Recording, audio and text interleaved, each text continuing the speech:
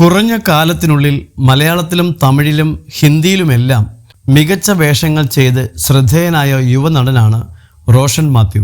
റോഷൻ്റെ natural ആക്ടിങ്ങും കഥാപാത്രങ്ങളുടെ തിരഞ്ഞെടുപ്പും വലിയ പ്രശംസ നേടിയിട്ടുണ്ട്. നാടകത്തിലൂടെയാണ് റോഷൻ സിനിമയിലെത്തുന്നത്. ഇപ്പോഴും തിയേറ്ററിൽ സജീവമാണ് നടൻ. പുതിയ മലയാള സിനിമകളെക്കുറിച്ച് സംസാരിക്കുകയാണ് റോഷൻ.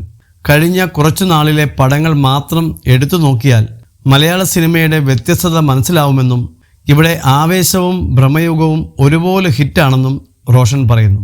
മമ്മൂട്ടിയുടെ സിനിമകൾ മാത്രം നോക്കിയാലും അത് മനസ്സിലാക്കാമെന്നും റോഷൻ ധന്യ വർമ്മയുമായുള്ള അഭിമുഖത്തിൽ പറഞ്ഞു. നമ്മുടെ ഇൻഡസ്ട്രിയിൽ കഴിഞ്ഞ കുറച്ചു നാളത്തെ പടങ്ങൾ മാത്രം എടുത്തു നോക്കിയാൽ മതി സിനിമകളിലെ ആ വ്യത്യസ്തത മനസ്സിലാക്കാൻ. വലിയ വിജയമായിട്ടുള്ള സിനിമകൾ നോക്കിയാൽ മതി. ഇവിടെ ആവേശവും ഹിറ്റാണ്, ഭ്രമയുഗവും ഹിറ്റാണ്.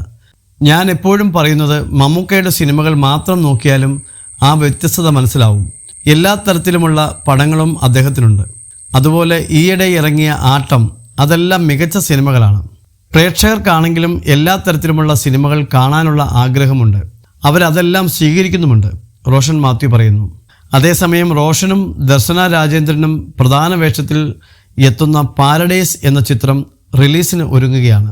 ശ്രീലങ്കൻ സംവിധായകൻ പ്രസന്ന വിതാനകെ ഒരുക്കുന്ന സിനിമ ബുസാൻ ഇൻ്റർനാഷണൽ ഫിലിം ഫെസ്റ്റിവലിൽ പ്രദർശിപ്പിക്കപ്പെട്ടിട്ടുണ്ട്.